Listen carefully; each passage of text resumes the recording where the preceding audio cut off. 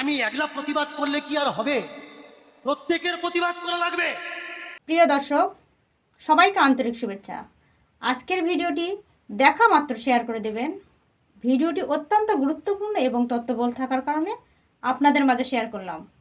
আমাদের প্রত্যেকটি নাগরিকের এই তথ্যগুলো জানা খুবই প্রয়োজন, তাই ভিডিওটি আপনারা দেখবেন এবং অন্যকে দেখার জন্য ভিডিওটি সবার মাঝে শেয়ার করে দেবেন। ধন্যবাদ সবাইকে সাথে থাকার জন্য। যারা গঙ্গাসাগর থেকে জল নিয়ে মন্দিরের নাম করব না, আমি বলেছি যার গাল দেবো তার নাম বলবো না। এই যে মালা নিয়ে কম্পিটিশন চলছে, কেউ বলছে বেলকাঠের মালা পরো, কেউ বলছে তুলসী কাঠের মালা পরো, কেউ বলছে নারকেলের আচার মালা পরো, কেউ বলছে গোলাপের মালা পরো, কেউ বলছে রুদ্রাক্ষের মালা পরো। আজকের আমার মনে একটা প্রশ্ন কি, যারা বলছে কৃষ্ণ কৃষ্ণ, কৃষ্ণ ভক্তরা কিসের মালা পরে? তুলসীর মালা। কি মা, তাই তো? এবার বলুন গুরুদেব, ভগবান কৃষ্ণ কিসের মালা পরত? ভক্ত বললে জানিস না, তুলসীর মালা পরত। কেন কি? তুলসী কৃষ্ণ পেয়সী, কৃষ্ণের পিয়াকে তুলসী, তার জন্য তুলসীর মালা গলায় পরত। বললে এই জায়গায় তো অসুবিধা, তাহলে আমি প্রশ্ন করব কেন পড়াশোনা করার পরে? গুরুদেব বললে শোনো, লাইটটা টর্চ লাইট, ঠিক আছে প্রেম। গুরুদেব বলে উঠলে এই জায়গায় যারা জানে না তাদের জন্য বলি, ভগবান শ্রীকৃষ্ণ কিসের মালা পরতেন? দুটো ক্লেমে আমার উপরে লেগেছে আসতে। একটা ক্লেম, রাধা অষ্টমীর পর থেকে আমি প্রোগ্রাম করছি, আমি কোনো ক্যামেরা বসানোর পারমিশন দিই না। নবদ্বীপের পাশেই লক্ষ্মীর যে পার করেছিল বারুণীর ঘাট, সেখানে 3 দিন প্রোগ্রাম করেছি এই কদিন আগে। তারপরে কৃষ্ণনগরে প্রোগ্রাম করেছি 3 দিন, দত্তকুলিয়ার আশেপাশে প্রোগ্রাম করেছি। আমাকে অনেকে বলছে উনি নাকি নকল আসর করে কীর্তন করছে। কেন? আমার গায়ে টাকা চুলকাচ্ছে? নকল আসর করে আমি কীর্তন করব? ওরা তোমার উপরে ক্লেম করেছে কি ক্যামেরা ঘুরিয়ে একটু দর্শক দেখাবে, তা না হলে আমরা স্বীকার করব না যে স্টেজে দর্শক আছে কিনা।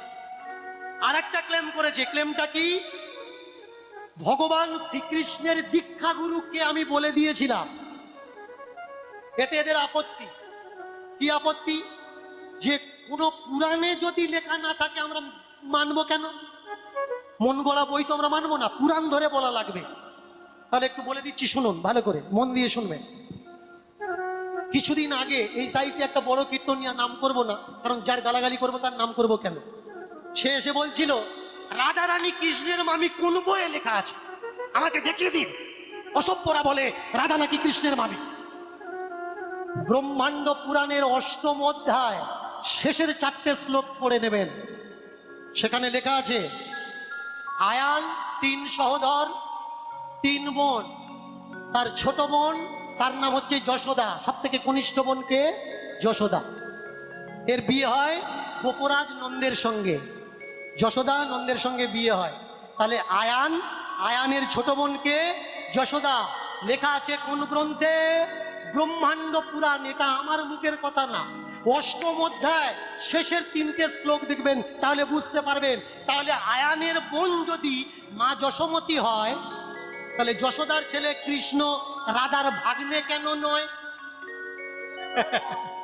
সব থেকে বড় কথা কি জানেন? যাদের মুখের কথা শুনে হিন্দু ধর্মটা চলছে, তারা নিজেরা বইটা কখনো উল্টে দেখে না। স্ক্রিপ্ট করে মুখস্থ সাপ্লাই দিয়ে চলে যায়, এরপরে ওই, ওর পরে ওই, তারপরে তাই। আমার উপরে যে আরোপ লেগেছে আমি খণ্ডন করছি। শুনুন, কোন বইয়ে পাবেন ভগবান শ্রীকৃষ্ণ গলায় রুদ্রাক্ষের মালা পরতেন?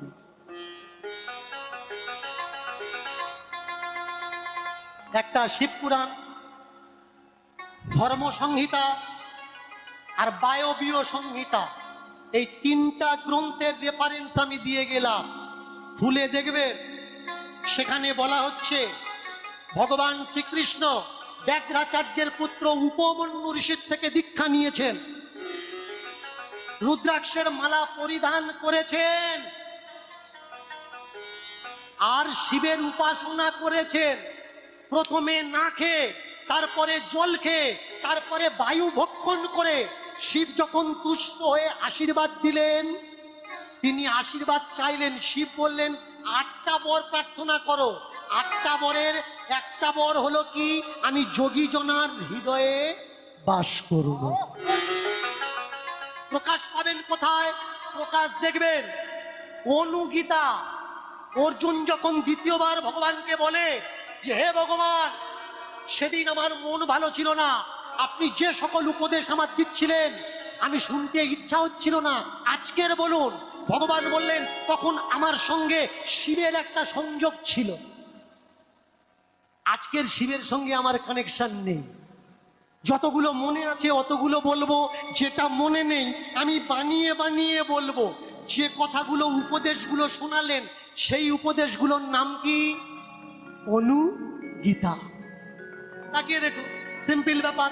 ভগবান শ্রীকৃষ্ণ রুদ্রাক্ষের মালা গলায় পরতেন। অনেকে বলবেন যে একটা বইয়ের প্রমাণ দিলে আমি বিশ্বাস করব না, আমি আরেকটা বইয়ের প্রমাণ দিচ্ছি। আপনারা যারা মহাভারত পড়েছেন অনেকেই আছেন, ভারত পাঠ চলছে তো, আমায় একটু উঠে বলবেন। অনেকে বলে আপনি চ্যালেঞ্জ করেন, আমাদের খুব খারাপ লাগে।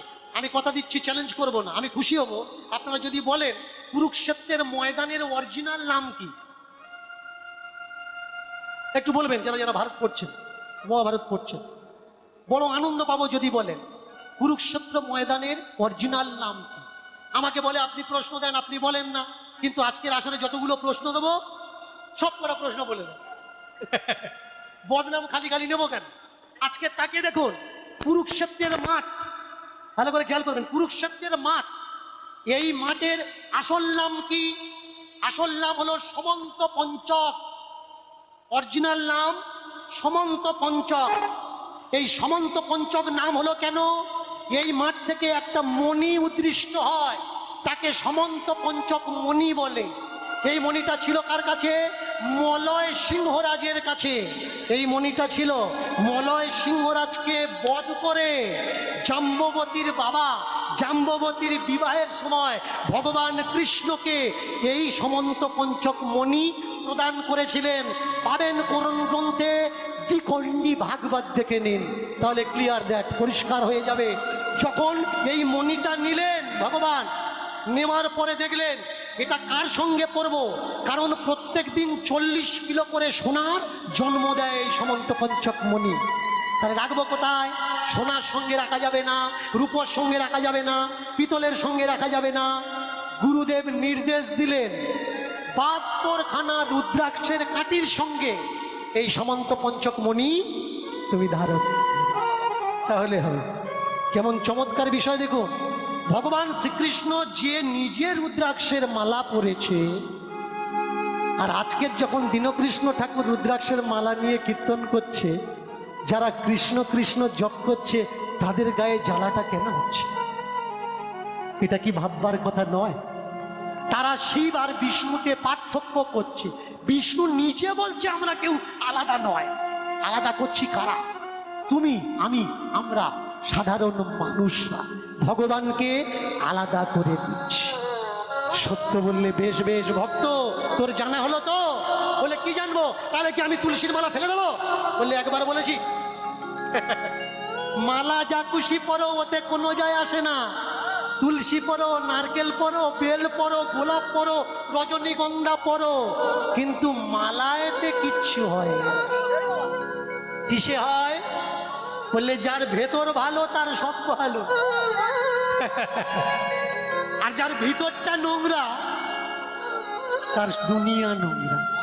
বহু দূর থেকে এসআইটে বসে আছে কটা বৈষ্ণব বাবাজি এসছেন, পরম ভক্ত মানুষ, তাহলে ভালোবাসে তাই তো ছুটে এসছে। আমরা মালায় মালায় তফাৎ করছি। আমরা ভক্ত হলাম 300 টাকায়, আমরা ভক্ত হলাম 300 টাকায়, ভক্তি হলো না। পোশাক পরে ঘুরে বেড়াই, করি না ভজন সাধনা, ভজন সাধনা করি না, ভজন সাধনা হরে না করে ভজন সাধনা। বেড়াই ভজন সাধনা। পোশাক পরে ঘুরে বেড়াই, কিন্তু হয় না ভজন সাধনা, ভজন সাধনা হয় না, ভজন সাধনা। ভজন সাধনা হয় না, ভজন সাধনা হয় না, ভজন আমার ভজন সাধনা। মালা পরো, তিলক পরো, সাজনা রে মন।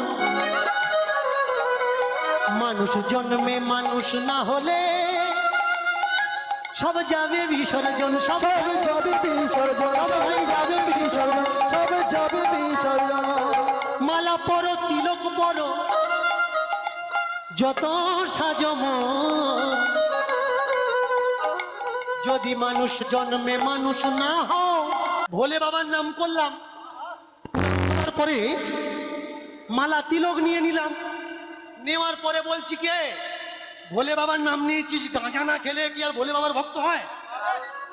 এত বড় কোলকে বার করে রেখে দিয়েছে, এত বড় কোলকে বার করে রেখে গাঁজাকে বলছে সিদ্ধি, সিদ্ধিটা দিয়ে দিয়েছে, দিয়ে প্রণাম করছে, জয় বাবা বলে। প্রণাম করলি তো কোথায় করলি? কোলকের পা। কোলকে যাদের ভজন সাধনা, এর দ্বারাই কি হবে? ভগবান আনাগোনা কখনো হবে না। তাকিয়ে দেখুন কত বড় কষ্ট লাগে। আমি একলা প্রতিবাদ করলে কি আর হবে? প্রত্যেকের প্রতিবাদ করা লাগবে।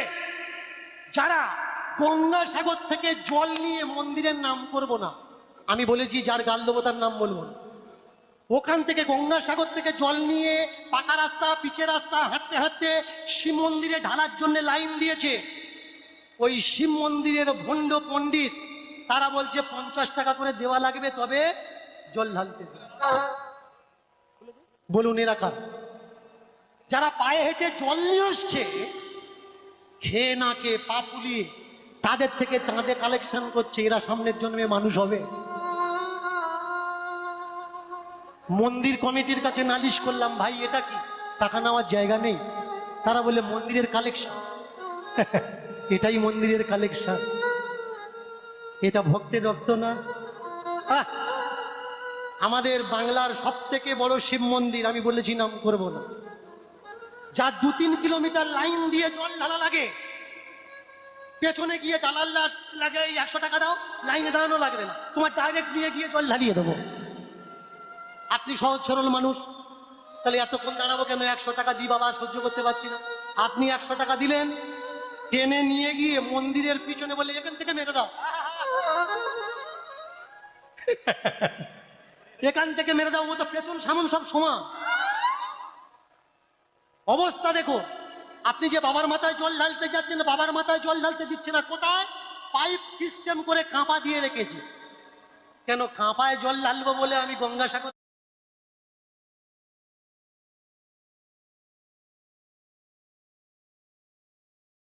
কেন কাঁপায় জল ঢালবো বলে আমি গঙ্গাসাগর থেকে জল আনছি? হ্যাঁ, কেন বাবার মাথায় দিতে পারবো না? আমরা মানুষ, আমরা কারা? আমাকে বলে আপনি দক্ষিণের কোন জায়গার মানুষ? আমি বলি আমার জন্মস্থান জয়নগর। ভালো করে মন দিয়ে শুনবেন, এই জায়গাটা কত বড় জায়গা আপনারা অনেকেই জানেন না। একটুখানি এই এখান থেকে জীবন মণ্ডলের হাট, তার আগে একটা জায়গা আছে যার নাম বটতলা, আপনারা অনেকেই জানেন না। আপনারা জানেন বটতলা অনেক বড় তীর্থস্থান? কে কে জানেন বলুন? বটতলা অনেক বড় তীর্থস্থান কে জানেন? এখন গেলে মানে মুখের ভাষা বলা যাবে না যে কারা ওখানে বাস করছে, তবু সব থেকে বড় তীর্থস্থান। কেন তীর্থস্থান? ভালো করে বলছি শুনুন।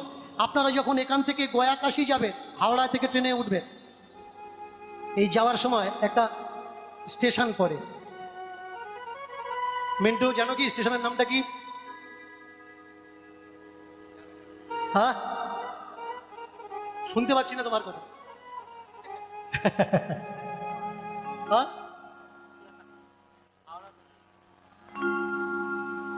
এই যে মহান মানুষ আমাদের বাড়ির পাশে জন্মগ্রহণ করেছে,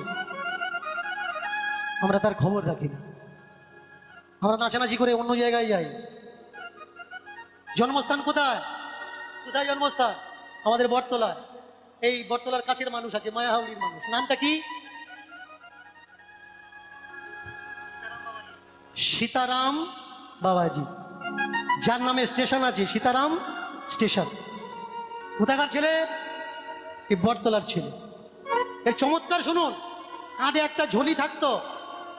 অনেকবার অনেক মানুষ ঝুলি চেক করেছে, কিছু পায়নি, শুধু একটা পাথর নুড়ি ছিল। যার যত বড় বিপদ হোক, যত টাকা লাগবে, গিয়ে যদি বলতো বাবা এই টাকা দরকার, হাত দিয়ে বের করবে, অতগুলো টাকাই উঠবে। ওনার পিতৃবিয়োগ হলে উনি এসছিলেন, বাবা মা মারা গেলে উনি এসছিলেন এখানে। 500 লোকের আয়োজন ছিল। তা ওনাকে দেখার জন্যে আশেপাশের থেকে 4-5 হাজার মানুষ চলে এসছে। গুরুদেবকে দেখিয়ে বললে এই যতগুলো মানুষ এসছে এই প্রসাদে হয়ে যাবে? সীতারাম বাবা প্রসাদ দেখে বললে সকলার হয়ে যাবে, রান্না করা লাগবে।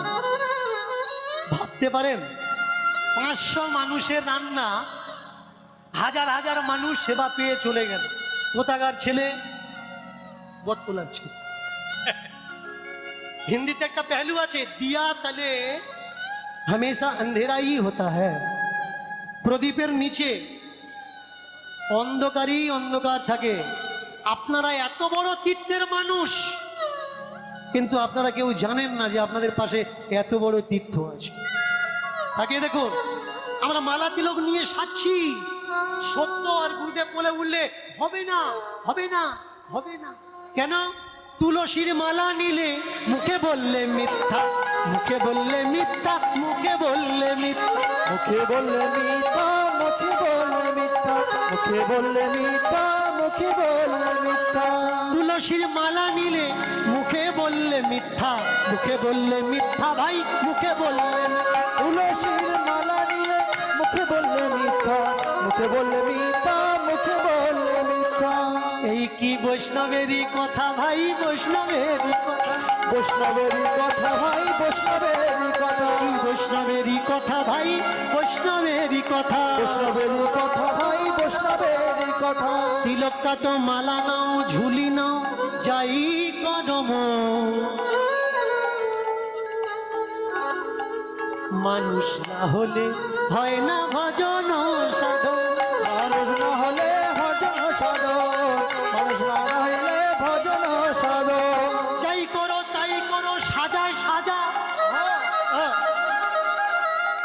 ছোট্ট এই তিলক সেবা করলে এটা কি? সাজা। মালা নিলে এটা সাজা, বসন পরিধান করলে এটা সাজা।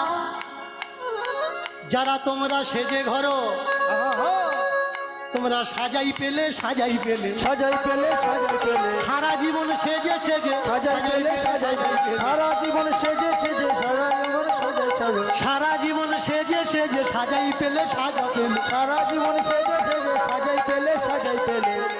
যদি অন্তর আত্মা না কাঁদে, যদি মনের জগতে সেই পরমাত্মা না বিরাজে,